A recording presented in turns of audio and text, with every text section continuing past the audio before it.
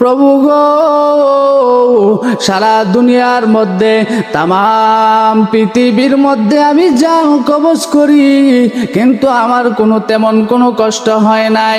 কিন্তু দুই জায়গার মধ্যে আমি যখন জান কবজ করি গো প্রভু, আমার খুব কষ্ট গেছে, আমার অন্তরের মধ্যে খুব মায়া লেগেছে। দুই জায়গার মধ্যে যখন আমি জান কবজ করি, আমার মনে চাইনি যে আমি জানটা কবজ করি, আমি চেয়েছিলাম জানটা না কবজ করে চলে আসি।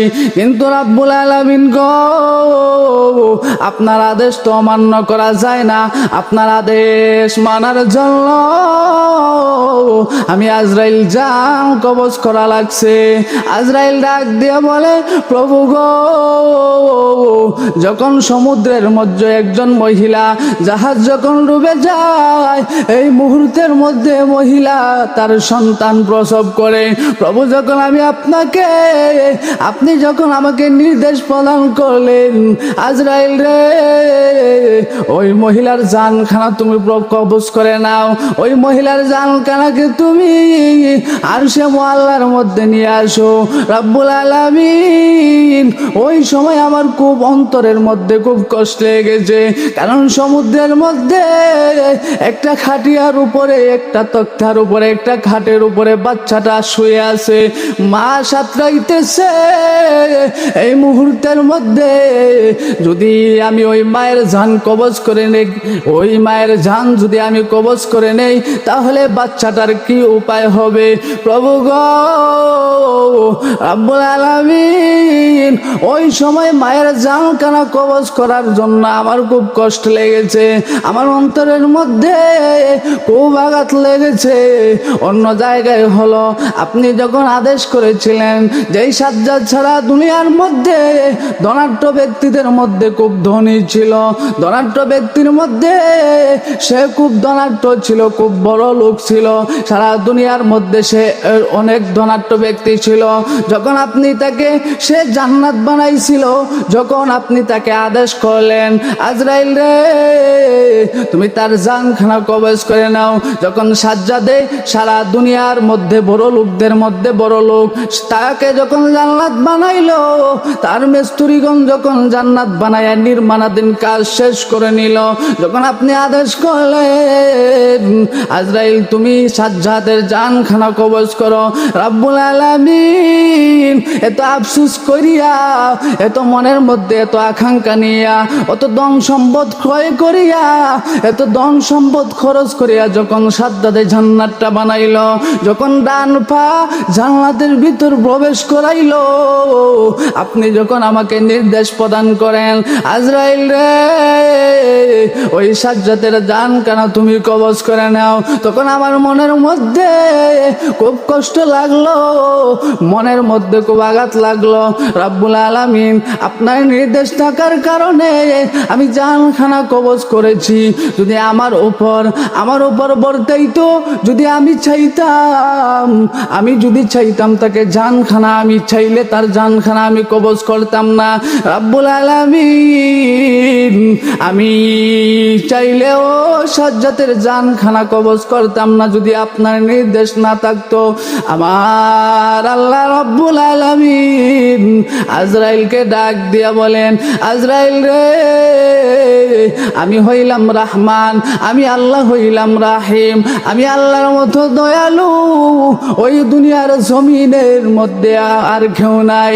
আজরাইল রে, তুমি কি জানো নি ওই সাজ্জাদকে, ওই ছোট বাচ্চাটাকে তুমি জানো নি? ওই সমুদ্রের মধ্যে যেই বাচ্চাটা খাটিয়ার মধ্যে শুয়ে থাকতো, ওই মায়ের জানখানা যে আমি কবজ করেছিলাম, জানো নি এই বাচ্চাটা কি? আমি আল্লাহ রাব্বুল আলামিন ওই বাচ্চাটাকে কুদরতের ইশারার মধ্যে তার দুধের ব্যবস্থা করেছি। তার দুইটা আঙ্গুলকে আমি শাহাদাত আঙ্গুলকে এবং মাধ্যমা আঙ্গুলকে, এক আঙ্গুলের মধ্যে আমি আল্লাহ দুধের নহর বানিয়ে দিয়েছি। যখন বাচ্চাটা শাহাদত আঙ্গুলকে মুখের মধ্যে রাখতো, ওই বাচ্চাটার মুখের মধ্যে দুধ চলে আসতো। বাচ্চারা যখন মধ্যমা আঙ্গুল মুখের মধ্যে দিত, তখন এই মধ্যমা আঙ্গুল দিয়ে পানি আসতো।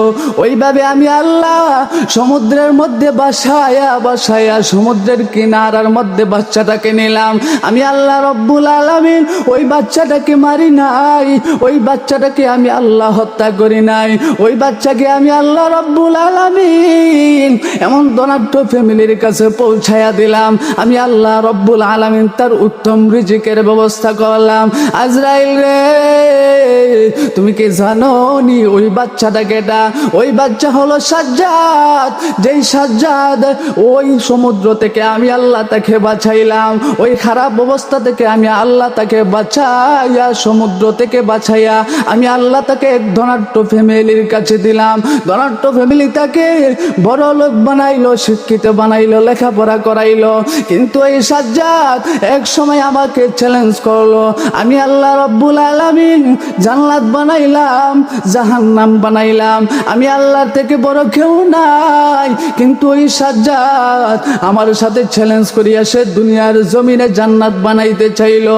তুমি কি জানো নি রে আজরাইল, ওই ছোট বাচ্চাটা হলো সেই সাজ্জাদ, যেই সাজ্জাদকে আমি আল্লাহ সমুদ্রের মধ্যে মারি নাই। আজরাইল ডাক দিয়া বলেন, রব্বুল আলামিন গো, আমি যদি জানতাম তাহলে আগেই আমি তারে হত্যা করে নিতাম, বাচ্চা সহ, মাকে সহ, বাচ্চাকে সহ আমি হত্যা করে নিতাম।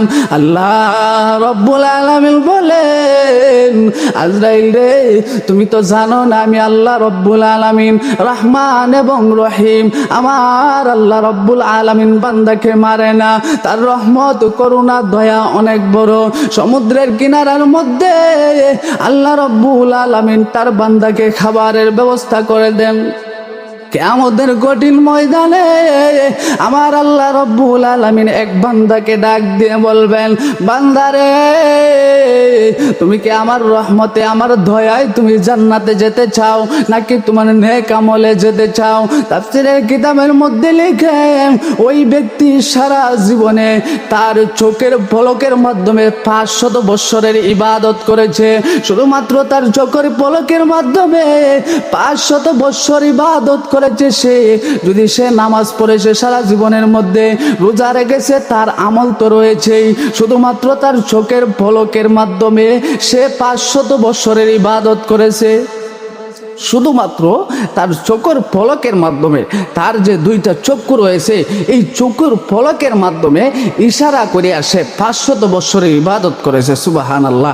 কিন্তু তার নামাজের মধ্যে, তার রোজার মধ্যে, তার অন্য অঙ্গ প্রত্যঙ্গ যে রয়েছে, ওই অঙ্গ প্রত্যঙ্গের মধ্যে কত ইবাদত, হিসাব বেহিসাব। ভাইরা আমার, আল্লাহ রব্বুল আলামিন ডাক দিয়ে বলেন, বান্দারে, তুমি কি আমার রহমতে জান্নাতে যেতে চাও? তুমি কি আমার দয়ার সুরতে জান্নাতে যেতে চাও, নাকি তোমার ইবাদতের কারণে জান্নাতে যেতে চাও? তোমার ইবাদতের বদৌলতে, তোমার ইবাদতের বদলা তুমি কি জান্নাতে যেতে চাও? আমার আল্লাহ রব্বুল আলামিনকে যখন ব্যক্তি ডাক দিয়ে বলেন, আল্লাহ গো, আমি আপনার দয়ায় জান্নাতে যেতে চাই না, বরঞ্চ আমি আমার ইবাদতে জান্নাতে যেতে চাই। আমার আল্লাহ রব্বুল আলামিন জাহান্নামের ফেরেশতাদের সরদার মালিককে ডাক দিয়ে বলেন, মালিক রে, যাও যাও, আমার বান্দাকে তুমি জাহান্নামের আগুনে ফালায় দাও। আল্লাহ রব্বুল আলামিনকে ডাক দিয়ে বলে, আল্লাহ গো, না না না না, আমি জাহান্নামের আগুনে যাইতে চাই না, আমাকে আপনি জান্নাত দান করুন। আমার আল্লাহ রব্বুল আলামিন বলেন, বান্দারে, তুই তো এক সমুদ্রের মধ্যে বসবাস করতে, যে সমুদ্র ছিল একটা দ্বীপের মতো, দ্বীপের চতুর্দিকে ছিল নবলাক্ত পানি। যেই জীবন, যেই দ্বীপের মধ্যে চতুর্দিকে ছিল নবলাক্ত পানি, সমুদ্রের মধ্যে ভালো পানি নাই। আমাদের দুনিয়ার জমিনের মধ্যে তো আমরা ভালো পানি খাই, মিষ্টি পানি খাই, কিন্তু সমুদ্রের পানি হলো লবণাক্ত পানি। ওই লবণাক্ত পানির দ্বীপের মধ্যে ওই ব্যক্তিটা বসবাস করত। ওই দ্বীপের মধ্যে কোনো রিজিকের ব্যবস্থা ছিল না। ওই ব্যক্তিকে আল্লাহ রব্বুল আলামিন রিজিকের ব্যবস্থা করে দিলেন। আল্লাহ রব্বুল আলামিন ডাক দিয়ে বলেন, বান্দারে তোমাকে যে আমি পানির নহর ব্যবস্থা করে দিয়েছিলাম, মিষ্টি পানির ব্যবস্থা করে দিয়েছিলাম, এটা কি আমি আল্লাহ রব্বুল আলামিনের দয়া নয়? এটা কি আমি আল্লাহ রব্বুল আলামিনের মায়া নয়? এটা কি আমি আল্লাহ রব্বুল আলামিনের ভালোবাসা নয়? বাংলা ডাক দিয়ে বলেন, আল্লাহ গো, হ্যাঁ এটা আপনার দয়া, কারণ সমুদ্রের মধ্যে তো কোনো পানি নাই, মিষ্টি পানি নাই, শুধু লবণাক্ত পানি আর পানি। আমার আল্লাহ রব্বুল আলামিন বান্দাকে ডাক দিয়ে বলেন, বান্দারে তুমি যে প্রত্যেক দিন একটা আনার খাইতা, ওই সমুদ্রের মধ্যে, ওই দ্বীপের মধ্যে কোনো রিজিকের ব্যবস্থা ছিল না, ছিল না কোনো তরকারির ব্যবস্থা, ছিল না কোনো গমের ব্যবস্থা, ছিল না কোনো আটার ব্যবস্থা, ছিল না কোনো জবের ব্যবস্থা, কোনো না ছিল দানের চাউলের কোনো ব্যবস্থা ছিল না। ওই দ্বীপের মধ্যে আমি আল্লাহ রব্বুল আলামিন প্রত্যেক দিন একটা আনার গাছের মধ্যে তোমার জন্য আনারের ব্যবস্থা করেছিলাম। এটা কি আমি আল্লাহ রব্বুল আলামিনের দয়া নয়? এটা কি আমি আল্লাহ রব্বুল আলামিনের মায়া নয়? এটা কি আমার রহমত নয়? বান্দা ডাক দিয়ে বলেন, রব্বুল আলামিন এটা তো অবশ্যই আপনার রহমত। আল্লাহ রব্বুল আলামিন বলেন, বান্দারে তুমি যে সেজদা দিতা, তুমি যে নামাজ আদায় করতা, তুমি যে দোয়া করতা, রব্বুল আলামিন আমি যদি দুনিয়ার থেকে বিদায় হয়ে যাই, আপনি আমাকে কিয়ামতের কঠিন ময়দানে সেজদারত অবস্থায় উঠাইবেন। আমি কি তোমাকে কিয়ামতের কঠিন ময়দানে সেজদারত অবস্থায় উঠাই নাই? তুমি তো দোয়া করতে, রব্বুল আলামিন আমার লাশখানা আপনি পছায়েন না, আমার লাশখানা কবরের মধ্যে রাখিয়া, আমার লাশখানাকে পোকামাকড় যেন না খায়, আমার লাশখানা যেন অক্ষত দেখে, কিয়ামতের কঠিন ময়দানে যেন আমি অক্ষতভাবে উঠি। এটাকে আমার দয়া নয়? এই দোয়াকে আমি আল্লাহ রব্বুল আলামিন তোমার দোয়াকে আমি কবুল করিনি। আল্লাহ রব্বুল আলামিন বলে, বান্দা তোমাকে আমি পানির ব্যবস্থা করে দিলাম, আমি তোমাকে খাওয়ার ব্যবস্থা করে দিলাম, আমি তোমাকে সেজদার ব্যবস্থা করে দিলাম। তুমি যদি না খাইতে পারতে তাহলে কিভাবে আমার ইবাদত করতে পারতে? তুমি যদি মিষ্টি পানি না পাইতে তাহলে কিভাবে আমার ইবাদত করতে? এটা কি আমার রহমত নয়? এটা কি আমার দয়া নয়? এটা কি আমার বরকত নয়? বান্দা ডাক দিয়ে বলেন, আল্লাহ গো, এটা তো অবশ্যই অবশ্যই আপনার রহমত। আল্লাহ রব্বুল আলামিন বলেন, তাহলে আমার যে পানি তোমাকে দিলাম, ওই পানির বদলে তুমি আমার নেক আমল ফেরত দাও।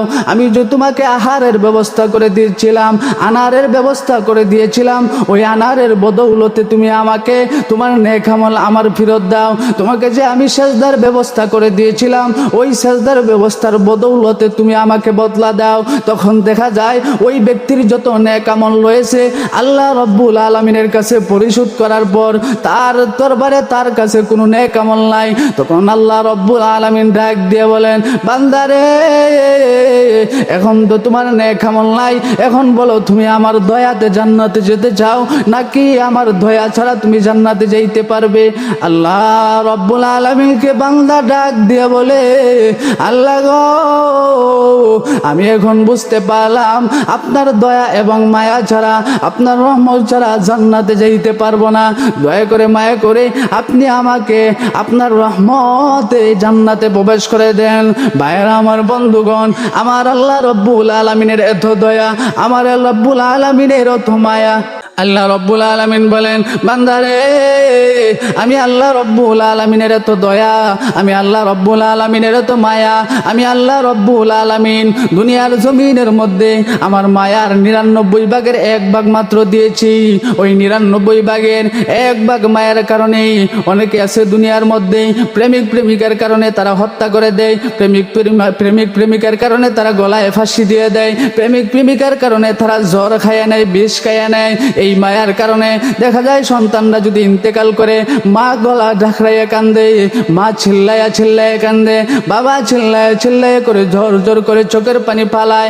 মা যদি মারা যায় সন্তান কান্না করতে করতে বেহুশ হয়ে যায়, বাবা যদি মারা যায় স্ত্রী কান্না করতে করতে বেহুশ হয়ে যায়।